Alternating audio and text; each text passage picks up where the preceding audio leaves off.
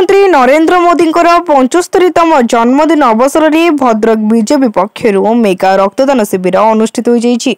विधायक सीतांशु शेखर महापात्र फिता काटी शुभ उद्घाटन करथिले। जिला सभापति भगवान पंडा समस्त मंडल सभापति उपस्थित रही कार्यक्रम को त्वरान्वित करथिले। भद्रक विधायक सीतांशु शेखर महापात्र कहिथिले रक्तदान पुनःदान, रक्त बिना जेपरी काहार जीवन न जाऊ से प्रकाश करथिले। शह शह संख्यार कार्यकर्ता रक्तदान करथिले। जिला सभापति भगवान पंडा नरेंद्र मोदी विषय रे आलोकपात करथिले। 150 यूनिट रक्त संग्रह करा जायतिला। यशस्वी प्रधानमंत्री नरेंद्र मोदी 75तम जन्म जयंती सेप्टेम्बर 17 तारिख दिन अनुष्ठित होता। प्रतिवर्ष परी चलित वर्ष मध्य सेप्टेम्बर 17 रु अक्टोबर 2 पर्यंत भारतीय जनता पार्टी पक्षर यह सेवा पक्ष रूपे भारतीय जनता पार्टी दीर्घ वर्ष धरी पालन कर आसुची।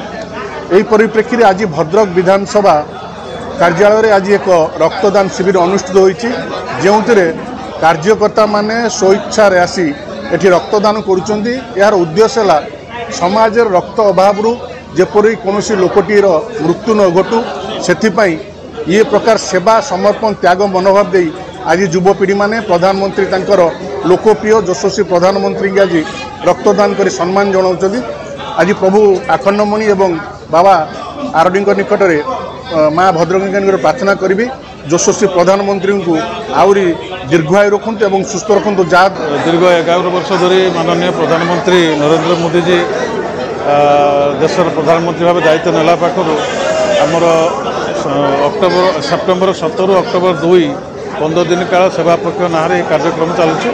या जिला जाक सबुआड़े सेवा पक्ष 15 दिन भितर सबू जगार स्वच्छ भारत आप रक्तदान शिविर इत्यादि अनेक गुड़े कार्यक्रम होती। से तुलना आज भद्रकर विधानसभा रक्तदान शिविर होता। ए शह शह बहु कार्यकर्ता आमर आसी स्वच्छ। भद्रक पुनील कुमार सामंत रिपोर्ट तीर्थक्षेत्र लाइव।